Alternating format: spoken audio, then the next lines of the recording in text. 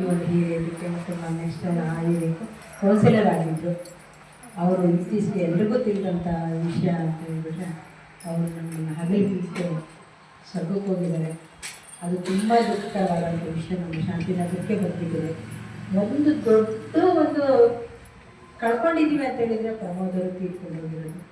ಅವರಿಗೆ ಎಲ್ಲರೂ ನಿಮ್ಮ ಆಶೀರ್ವಾದ ಬೇಕು ಅಂತ ಹಾಕ್ಬಿಟ್ಟು ಶಾಂತಿ ಬೇಕು ಅಂತ ಹೇಳ್ಬಿಟ್ಟು ನಾವು ಕೇಳ್ಕೊಳ್ತಾ ಇದ್ವಿ.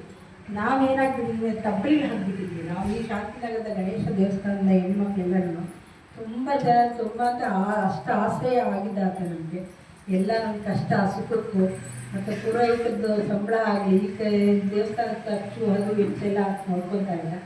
ಈಗ ನನ್ನ ಅಗಿಬಿಟ್ಟು ಹೋಗಿದ್ದಾನೆ. ಅದು ಭಾಳ ನಮಗೆ ದುಃಖಕರವಾಗಿದೆ.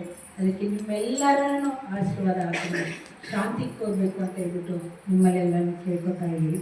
ನಮ್ಮ ಗುರುಗಳನ್ನು ಅವರಿಗೆ ಆತ್ಮಶಾಂತಿ ಕೊಡಿ ಅಂತ ಹೇಳ್ಬಿಟ್ಟು ಕೇಳ್ಕೊತಾ ಇದ್ದೀವಿ. ನಮ್ಮೆಲ್ಲರೂ ಈ ಒಂದು ಸಮಾರಂಭಕ್ಕೆ ಬಂದಿರೋ ಅಂತ ನಮ್ಮ ಅಕ್ಕ ತಂಗಿಯರೆಲ್ಲರಿಗೂ ನನ್ನ ವಂದನೆಗಳನ್ನು ಹೊರಿಸ್ತಾ ಇದ್ದೀನಿ. ಇದೇ ಥರ ಯಾವಾಗಲೂ ನಾನು ನಡೆಸ್ಕೊಂಡು ಹೋಗ್ಬೇಕು ಅಂತ ಹೇಳ್ಬಿಟ್ಟು ನಮ್ಮ ಗಣೇಶ ಪರವಾಗಿ ನಾವೆಲ್ಲರೂ ಕೇಳ್ಕೊತಾ ಇದ್ವಿ. ತುಂಬ ದಿನ ಅಂದ್ಕೊತಾ ಇದ್ದೆ ಸ್ವಾಮಿ ನಮ್ಮ ಶಾಂತಿನಗರ ಪಾದಾರ್ಪಣೆ ಮಾಡಬೇಕು ಅಂತಂತ. ಮೊನ್ನೆ ಒಂದೇ ಇತ್ತೀಚೆಗೆ ಯಾರೋ ಮನೇಲಿ ಇಟ್ಕೊಂಡಾಗ ನಮ್ಮ ಮನೆಗೆ ಬರಬೇಕು, ನಮ್ಮ ಶಾಂತಿನಗರಕ್ಕೆ ಸೇರಿದೆ, ಖಂಡಿತ ಬರ್ತೀನಮ್ಮ ಅಂತ ಹೇಳಿದ್ದು.